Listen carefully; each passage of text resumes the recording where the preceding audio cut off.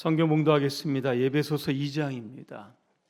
14절부터 우리 22절까지 말씀 함께 14절의 말씀부터 우리 합독하겠습니다. 그는 우리의 화평이신지라 둘로 하나를 만드사 원수된 곳 그 중간에 막힌 담을 자기 육체로 하시고 법조문으로 된 계명의 율법을 폐하셨으니 이는 이 둘로 자기 안에서 한 세 사람을 지어 화평하게 하시고 또 십자가로 이 둘을 한 몸으로 하나님과 화목하게 하려 하심이라. 원수된 것을 십자가로 소멸하시고 또 오셔서 먼 데 있는 너희에게 평안을 전하시고 가까운 데 있는 자들에게 평안을 전하셨으니 이는 그로 말미암아 우리 둘이 한 성령 안에서 아버지께 나아감을 얻게 하려 하심이라. 그러므로 이제부터 너희는 외인도 아니요 나그네도 아니요 오직 성도들과 동일한 시민이요 하나님의 권속이라. 너희는 사도들과 선지자들의 터 위에 세우심을 입은 자라. 그리스도 예수께서 친히 모퉁이 돌이 되셨느니라. 그의 안에서 건물마다 서로 연결하여 주 안에서 성전이 되어가고 너희도 성령 안에서 하나님이 거하실 처소가 되기 위하여 그리스도 예수 안에서 함께 지어져 가느니라. 아멘. 할렐루야. 아멘. 옆분과 인사하겠습니다. 평안하십니까? 얼굴을 자세히 뜯어봐 주시기 바랍니다. 전쟁 중인 분이 계시는지, 휴전하고 계시는지, 정전 중에 계시는 분지 얼굴을 보면 다 나타납니다. 대림절 두 번째 주일입니다. 평화의 왕으로 오신 예수 그리스도, 그분에 대해서 조금 이야기하려고 합니다. 평화라고 하는 단어는 에이레네 이런 헬라어를 사용하게 됩니다. 구약의 샬롬이라고 하는 뜻입니다. 오늘 성경에 보니까 화평이라고도 썼고 화목이라고 하는 단어, 평안이라고 하는 단어를 사용한 것을 보게 됩니다. 샬롬 많이 여러분 들어보셨을 겁니다. 이스라엘 사람들 만나면 샬롬 이렇게 인사를 하게 되는 겁니다. 샬롬의 뜻을 이렇게 보니까 전쟁이 없는 그러한 상태입니다. 사람들 간에 불화가 없는 그러한 상태입니다. 육체적으로 건강하고 마음의 근심과 두려움이 없는 상태, 이게 바로 구약이 이야기하는 샬롬이라고 하는 겁니다. 예루살렘이라고 하는 단어 여러분 들어보셨을 겁니다. 살렘이 바로 샬롬입니다. 예루살렘은 평화의 마을이라고 하는 뜻을 담고 있습니다. 그런데 지난 3000년의 역사를 뒤돌아가다 보면 주인이 여러분 30번 바뀌었습니다. 성벽이 무너져서 10번 이상을 재건축하기도 했던 겁니다. 지금도 성지순례 가시면 아시겠지만 예루살렘은 기독교 성지입니다. 이슬람의 성지고 유대교의 성지입니다. 그래서 늘 평화보다는 긴장감이 감도는 도시가 바로 예루살렘입니다. 제가 지금 부르는 이름의 공통점을 아마 여러분 맞춰보시기를 바랍니다. 준비되셨습니까? 마더 테레사, 넬슨 만델라, 우리나라 김대중 대통령, 지미 카터. 공통점이 뭡니까? 수준이 대단하십니다. 그죠? 이들은 인류의 그 평화에 공헌했다 그렇게 해서 노벨 재단에서 상도 주고 상금도 주었습니다. 제가 일부 예배 때 상금이 도대체 얼마를 주었을까 물어봤더니 한 분이 맞히셨습니다. 상금 얼마인지 아십니까? 100만 달러입니다. 이 돈이 필요하신 분은 여러분 오늘부터 평화를 위해서 목숨을 거시면 이 상금의 주인공이 될 수 있는 겁니다. 인류의 평화를 위해서 수많은 사람들이 이렇게 공헌을 하게 됩니다. 그럼에도 불구하고 세상은 여전히 지금 전쟁 중에 있습니다. 2022년이죠. 2월 24일에 러시아의 우크라이나 침공. 벌써 여러분 3년, 그죠? 2월달 3년이 다 돼가는데 종전의 기미가 보이지 않습니다. 미국의 제47대 대통령 누굽니까? 트럼프입니다. 멋지게 귀환해서 이제 이 전쟁 끝나겠다 얘기했지만 아직도 소식이 없습니다. 하마스와 이스라엘 간의 전쟁, 이제 23년 10월 7일에 있었던 10월 8일부터 본격적인 전쟁이 있었습니다. 그런데 전쟁이 끝날 기미가 보이지 않고 오히려 주변국으로 확대되고 있습니다. 이 중국, 하나의 중국이다 그래서 이 대만에 대한 전쟁과 공격설이 나오고 있습니다. 이에 대해서 미국은 세계의 대만이다 이렇게 이야기하면서 최근에 통통으로 당선된 라이칭더에게 우리가 지원해 주겠다 뭐 이런 약속을 하기도 했던 겁니다. 아인슈타인 여러분 아실 겁니다. 1945년에 사망을 했는데 1차, 2차 세계대전을 경험했던 사람입니다. 그가 전쟁에 관해서 이런 이야기를 합니다. 제3차 세계대전에 사용되는 무기가 어떤 건지 모르겠지만 제4차 세계대전 때는 사람들이 돌과 나무와 막대기를 가지고 싸울 거다 이렇게 이야기를 합니다. 결국 3차 전쟁으로 인해서 지구에 종말이 온다라고 하는 여러 그러한 뜻일 겁니다.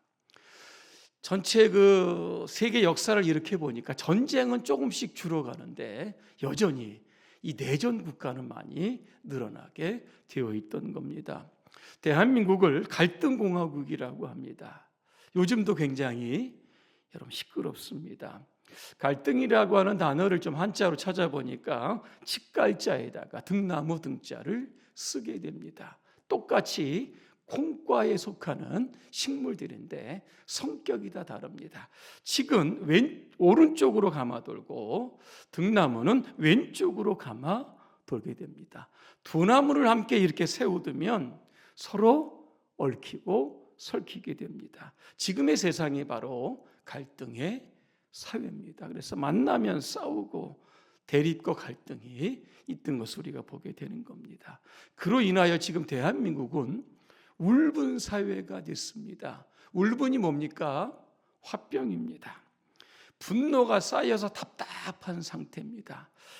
올해 9월입니다. 서울대 보건대학원의 유명순 교수 연구팀이 대한민국의 이 화병, 울분에 관한 연구를 조사해서 발표합니다. 응답자의 49.2%입니다. 장기적 울분 상태에 놓여 있다. 여러분 그럽니다. 대한민국의 그죠? 약 50%가 지금 화병에 걸려 있다는 겁니다. 심각한 울분을 겪는 사람들이 9.3%, 이 중에 60%가 죽고 싶다. 이런 이야기를 여러분 했다고 합니다. 그러면 우리나라에서 심각한 울분을 느끼는 그러한 여러분 세대가 있습니다. 바로 30대입니다. 가장 높았다고 합니다. 이유를 보니까 세상이 공정하지 않다는 겁니다.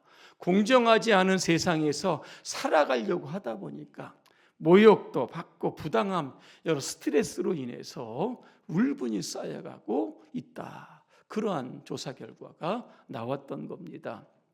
국민을 또 화나게 하는 것, 정치권도 한몫을 한다. 이거 나옵니다. 그죠? 여당과 야당 부지런히 싸웁니다. 그죠? 부정부패, 그 다음에 언론의 왜곡과 편파 포도 이런 것들이 우리 대한민국의 이 백성들에게 화를 계속 부르고 있다라고 하는 겁니다. 그러면 이런 전쟁, 갈등, 반목 어떻게 우리가 종식시킬 수 있을까라고 하는 겁니다. 오늘 답이 나옵니다. 14절입니다. 그는 우리의 화평이신지라 그랬습니다. 화평이라고 하는 단어에 그죠? 더라고 하는 정관사가 딱 붙었다라고 하면 그죠? 예수님은 화평이 되신다. 이사야서 보니까 예수님은 평강의 왕, 평화의 왕으로 오셨다 그랬습니다. 이 땅의 시끄럽고 복잡한 전쟁의 문제를 해결해 주시기 위해서 오셨다라고 하는 겁니다. 사람들은 공동체 안에서 이렇게 무리를 지어 살아가고 있습니다. 근데 살다 보면 출신 지역, 학연 지연을 따라서 우리라고 하는 담을 쌓고 또 정당을 만들어가고 모임을 만들어갑니다. 그래서 우리 외에는 다 적으로 보고 남으로 보게 됩니다. 이게 여당 야당 여러분 아니겠습니까? 이게 주변 국가에 또 이게 되면 그때부터 싸움과 전쟁이 일어나게 여러분 되는 겁니다. 어떻게 이 문제 해결할 수 있을까? 오래전 실화를 바탕으로 만든 영화 하나가 있었습니다. 영화의 제목이 피스 차일드입니다. 평화의 아이라고 하는 뜻인데, 이 리처드 신이라고 하는 이 선교사가 1960년대입니다. 파피아 누기냐에 가서 복음을 전하게 됩니다. 그 복음을 전하는 민족들 보니까 사위 부족이라고 되어 있는데 굉장히 호전적이고 어떤 식인 이런 것들을 하는 그런 부족이었습니다. 이 부족이 다른 민족과 전쟁을 하게 됩니다. 다 망하게 생겼습니다. 그때 휴전을 하면서 한 가지 제안을 합니다. 뭐냐면 이쪽 추장은 자기의 아들을 상대편 추장에게 주고 상대편 추장은 자기의 아들을 또 상대편 추장에게 여러분 주는 겁니다. 그러니까 아들을 맞교환한 겁니다. 그러면서 그 아들을 자신의 아들처럼 키우게 됐다는 겁니다. 그로 인해서 두 부족 간에는 전쟁이 일어나지 않았다. 그래서 이 맞교환한 아이들을 가리켜서 피스 차일드, 평화의 아이다 이렇게 부르게 되었다라고 하는 겁니다. 예수님도 이 땅에 평화의 아이로 오셨던 겁니다. 하나님과의 불화, 사람 사이에 이런 갈등과 분노를 해결하시기 위해서 이 땅에 여러분 오셨다는 겁니다. 예수님 당시에도 오늘 본문에 보니까 담이라고 하는 단어가 나옵니다. 서로가 원수가 적기 때문에 여러분 담장을 쌓은 것 아니겠습니까? 예수님 당시 헤롯 성전입니다. 여기에 보니까 유대인의 뜰이 있고 이방인의 뜰이 있는 겁니다. 서로 왕래를 하지 못하는 겁니다. 그래서 이방인들이 혹시나 유대인의 뜰에 들어갈까 봐 담장을 높이 쌓습니다. 1.5m를 쌓고 경고문 하나 딱 붙입니다. 이 담을 넘어가다가 걸리면 죽게 된다.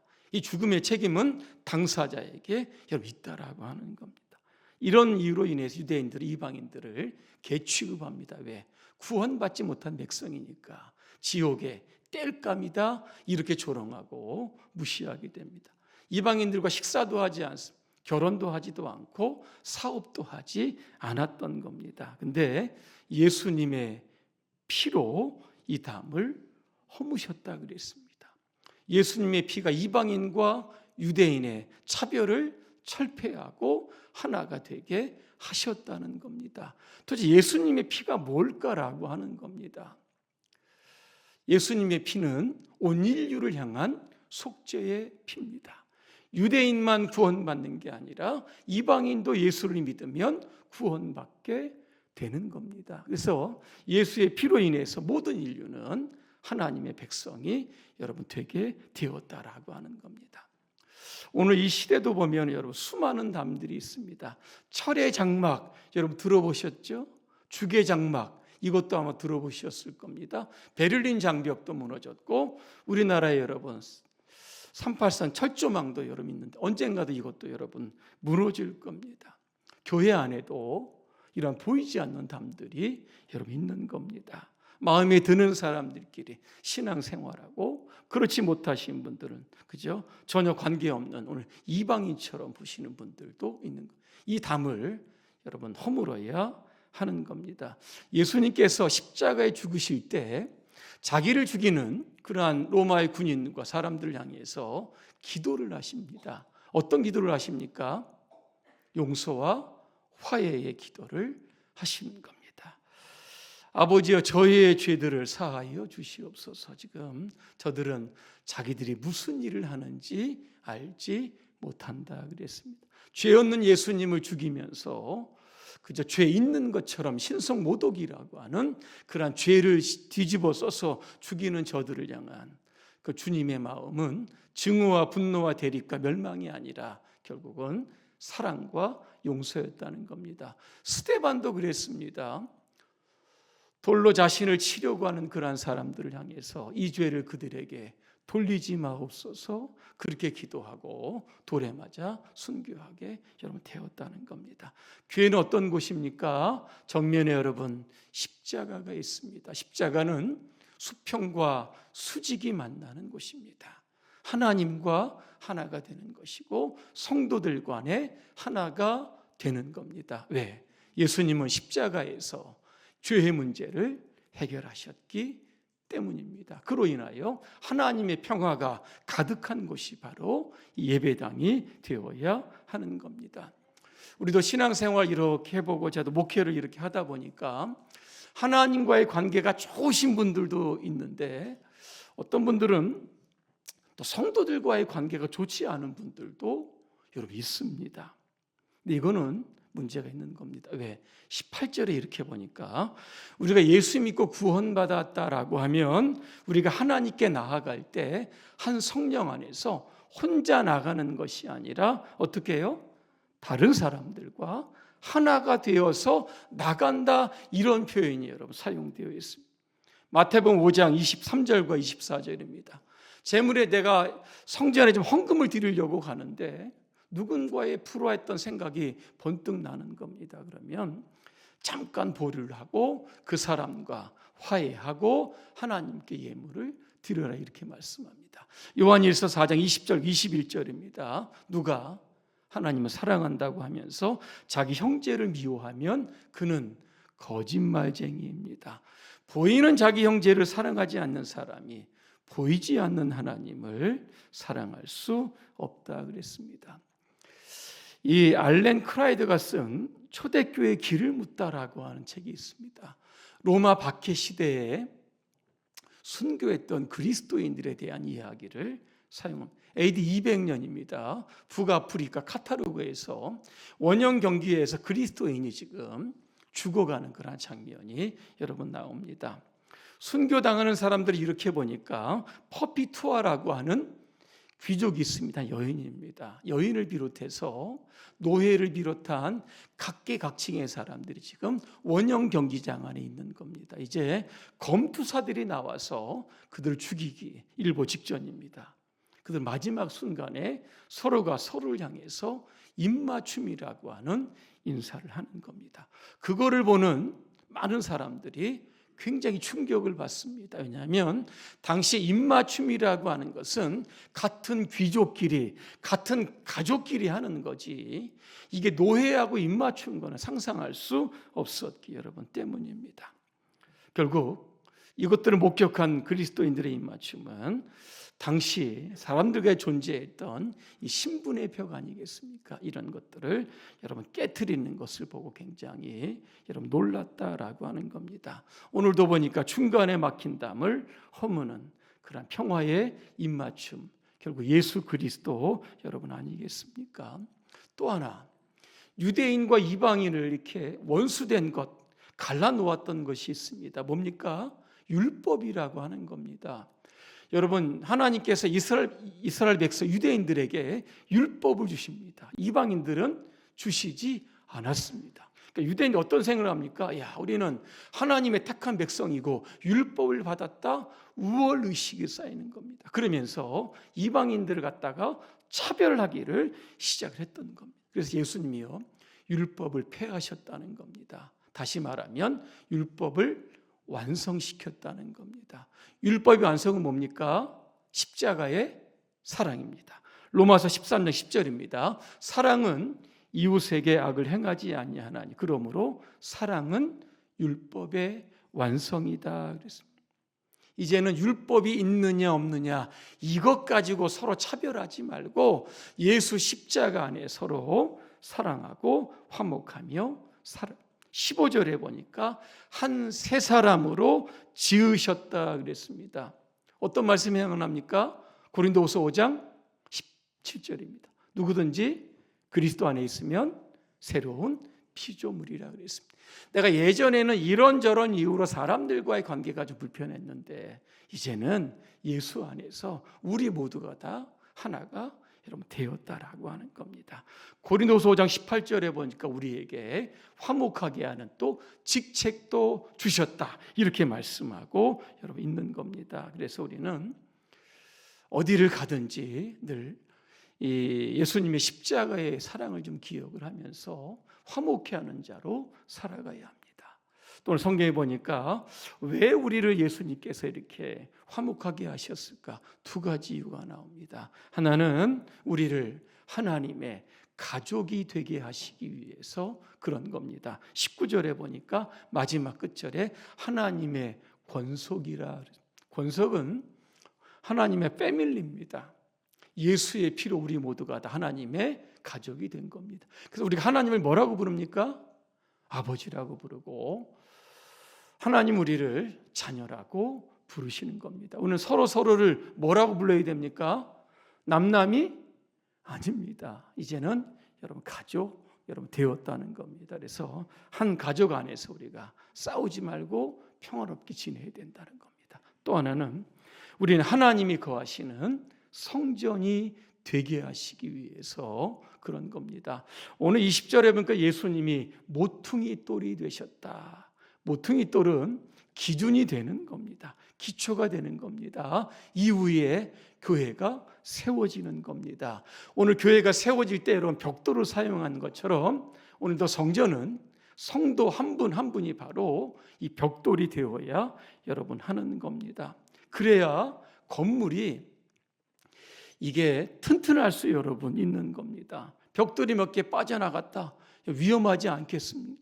일부가 많이 확 빠져나갔다 저 언제 무너질지 여러분 굉장히 여러분 두려울 수밖에 여러분 없는 겁니다. 우리 모두가 한번 벽돌 의식을 가졌으면 좋겠습니다. 나는 봉산교회의 벽돌이다. 나도 중요하지만 저 사람도 중요합니다. 함께 모두가 중요하기에 연합해서 화합해서 하나가 되어서 평화로운 공동체를 통해서 하나님이 기뻐하시는 성전을 우리가 만들어 가야 여러분 하는 겁니다. 결론입니다. 미국에 이 번역 성경의 오류를 그러한 찾아내는 그런 회사가 여러분 있었다고 합니다. 그들이 이제 오류를 딱 찾아냈는데 그게 뭐냐면 화평케 하는 자, 피스메이커 아닙니까? 근데 이거를 플레이스 메이커 이걸로 이렇게 잘못된 것을 여러분 딱 찾아냅니다. 글자는 딱 한자 차이입니다. 이자가 여러분 L자 여러분 아니겠습니까? 세상에는 피스메이커가 있고 플레이스 메이커가 여러분 있는 겁니다. 플레이스 메이커 어떤 사람입니까? 자신의 영역을 만드는 사람이고 넓히는 여러분 사람들입니다. 제국주의 시대에는 여러분 영토 확장하기 위해서 부지런히 싸웠습니다. 자본주의 시대 돈, 자본, 그죠? 자원 이런 것 때문에 지금도 치열하게 싸우고 있는 것 여러분 아니겠습니까? 세상의 불화, 전쟁, 싸움의 원인은 바로 플레이스 메이커, 그죠? 내 자리, 내 기득권 이거 여러분 찾는 것부터 시작이 여러분 되는 겁니다. 그래서 우리는 플레이스 메이커가 아니라 피스 메이커가 되어야 하는 겁니다.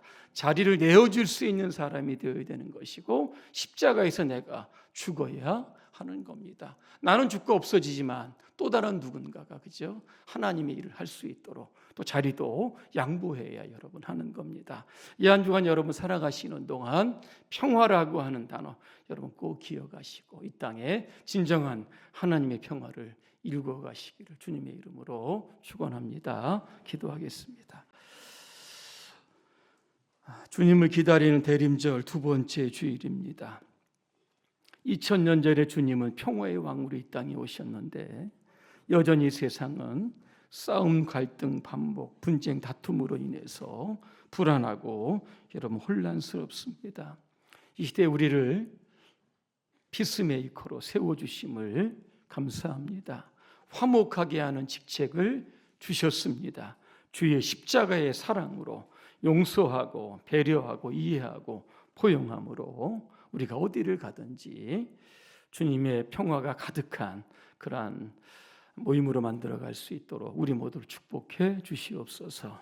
예수님의 이름으로 기도합니다. 아멘.